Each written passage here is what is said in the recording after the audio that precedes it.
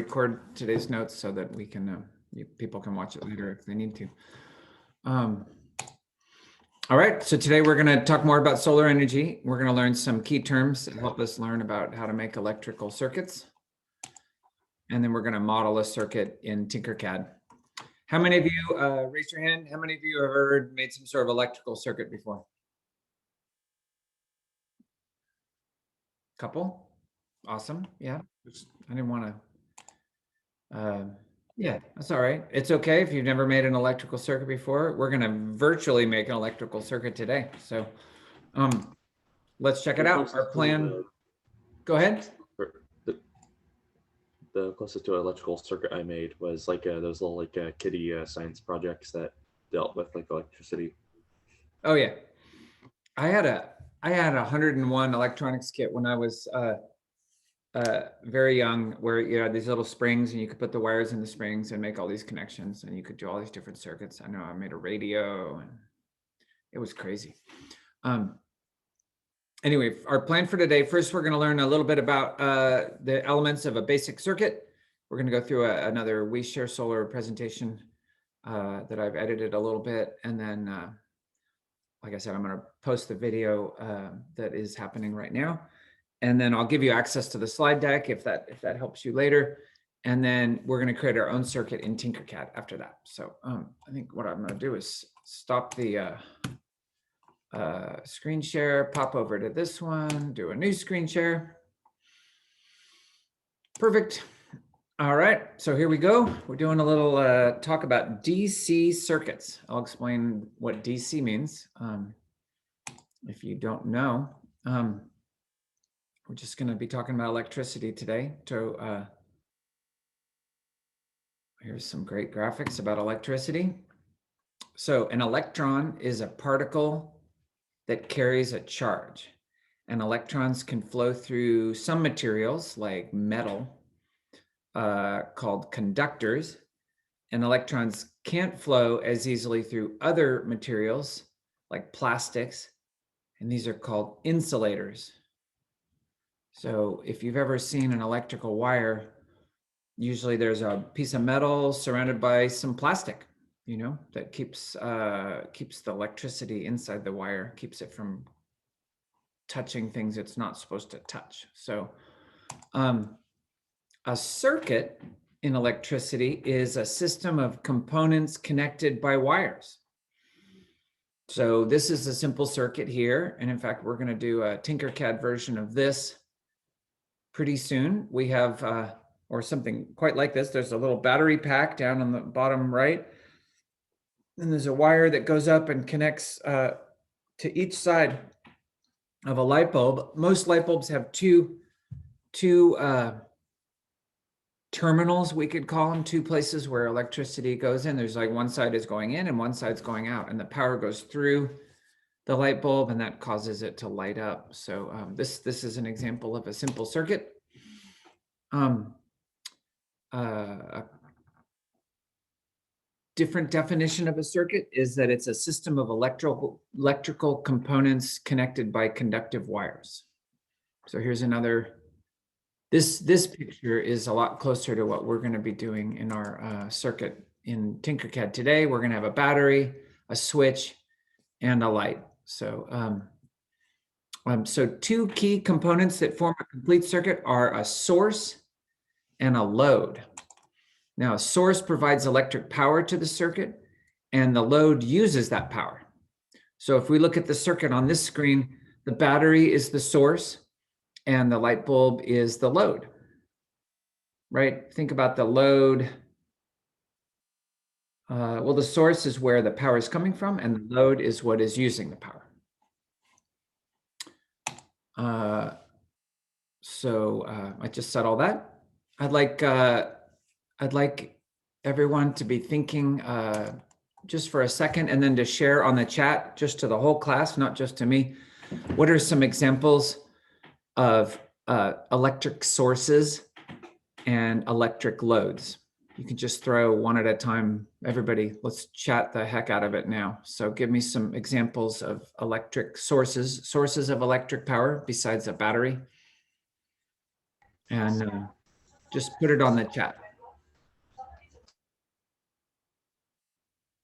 Yeah, solar panels, nuclear, windmills, those are great sources. Let's focus on sources. Those are a great idea. Let's do sources first. What are some great sources? So nuclear, solar, windmills. Thermal, geothermal, water power. Yeah, good. Awesome. Yeah, these are great. Tidal. Yeah, good.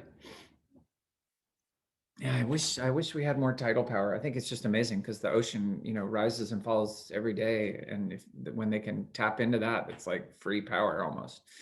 It's complicated, but for sources, I put another source as the cigarette lighter in your car. That's a place where you can get power if you're camping or if you're in the car, you can plug in. Really, a source would be, the USB port. Yeah, good. I agree. A generator. There's a generator in your car that runs, the gasoline that runs your car makes power. Good. Let's talk then about loads. What are some good examples of loads? So we're shifting gears now. Anyone have any loads besides this cute little light bulb that you'd want to share? I can start it with an engine, sure. I was just going to type TV, so thank you. The fridge. The fridge is a load. Your cell phone. Yeah, everything that is powered with electricity is a load.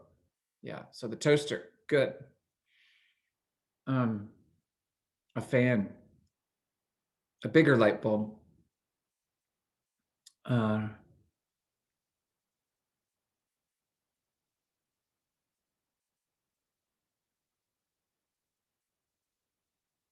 Your computer, your internet router. Okay, that's enough of that. So here's what they put in the slideshow. And we said all these things. I said the car power port just because I know that's not like where the power really comes from, but it is a place where we can get power as people. But yeah, batteries, nuclear power plant, solar power, diesel generator. We said tidal, wind power, thermal, water power. Those are all places. And then for load examples, light bulb, a motor, computer.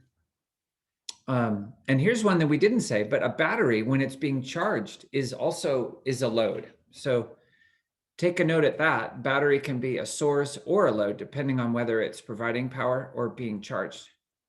So when you're charging a battery, the battery is a load. It's where power is going. And when you're running things off of a battery, then the battery is a source. Okay, so when the solar suitcase is charging on a sunny day, what do you think the source is and what the power is? So let's answer this question. It's a sunny day. Solar panel is charging the solar suitcase. What part of it do you think is the source and what part is the load? Somebody just unmute yourself. Oh, Fiona said it. Source is the solar. Thank you. And the load. Load is the battery. Yeah, I know it has the light on this picture, but really the load is the battery when you're charging the battery. Yeah, good. And then when the solar suitcase is providing illumination at night, the source flips, right? It's the battery now. The battery is the source, not the load. And then the light, yeah, is the load. Yeah, so the light would always be the load. The light never becomes the source. Although you can hold the light over the panel and it will generate some power, but not nearly as much as it's using. So we don't count that. Any questions so far? Anyone have a question or a comment? Or this is not too complicated. I don't know if you've done this in science class, since I'm not a science teacher, but hey, so DC, the title of this whole presentation was DC electricity, and DC stands for direct current. And that's one type of electricity. It's what's used by solar panels and batteries. It's also, it's used inside of most electronics devices like phones, computers, televisions. Inside of these things, they're all using DC, direct current. The other type of electricity, the main other type, is called alternating current. And that's what comes right out of the wall. This presentation doesn't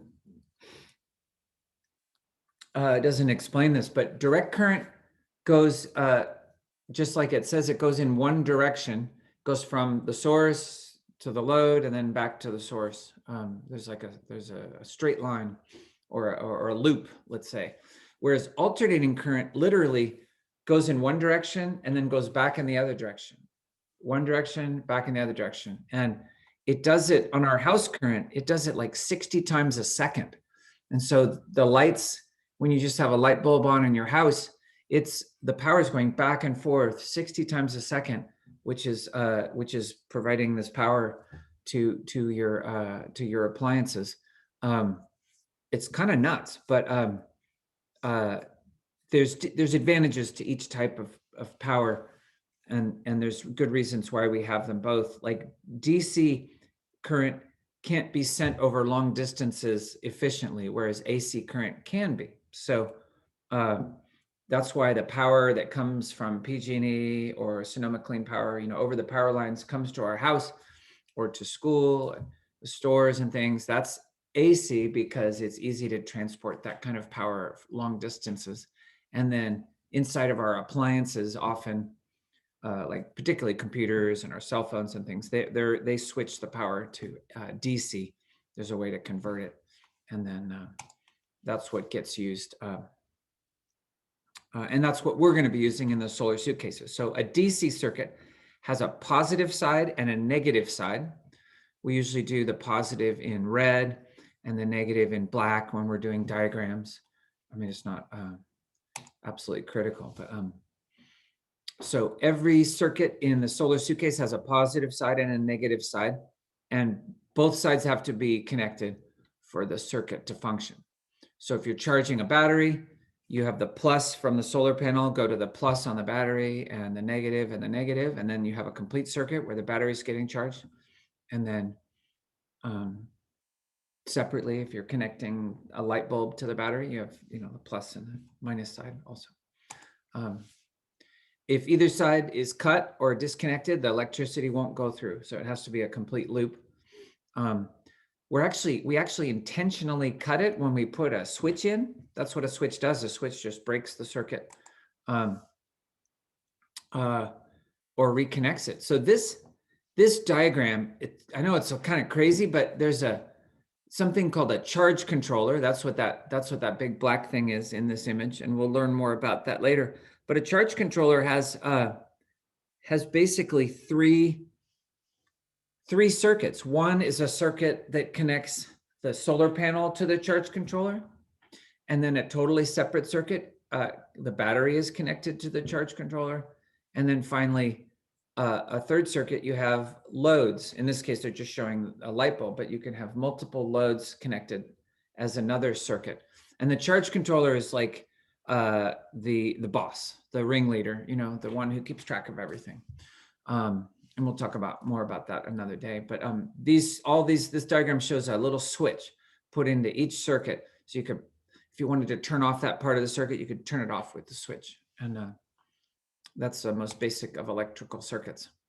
And here, just as a warning, they're telling us you never want to short circuit, make what's called a short circuit in a circuit. That's where the positive and negative sides of a source are connected without a load between them. So if you connected a solar panel positive and negative parts together without putting a load in between, you could cause trouble. And particularly with a battery, you connect the plus and minus sides of a battery directly together without something in between, it will very quickly release its energy, and it can be very dangerous. So that's something we're not going to do. So that's our little presentation. And at this point, I'm asking you, I'll post our assignment for today.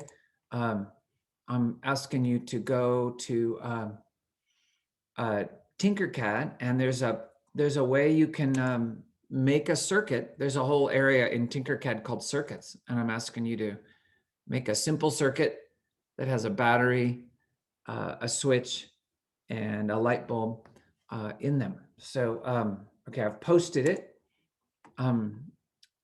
deliverable for today is to open that PDF where I tell you what I want, and then to go ahead and do that and turn in, it's a Tinkercad. Actually, you're not turning in a Tinkercad share link today. There's a Google Doc that I'm asking you to fill out. There's got a couple questions in it, but I want you to put a screenshot, a snapshot of your Tinkercad creation in there. So anyway, it's all in the PDF. So first open up the PDF, and then it tells you what I want you to do. There's a small circuit I want you to make, and then a couple questions I want you to answer, and a certain way I want you to turn it in so that it's easy for me to process all of your work. All right, I'm gonna stop recording.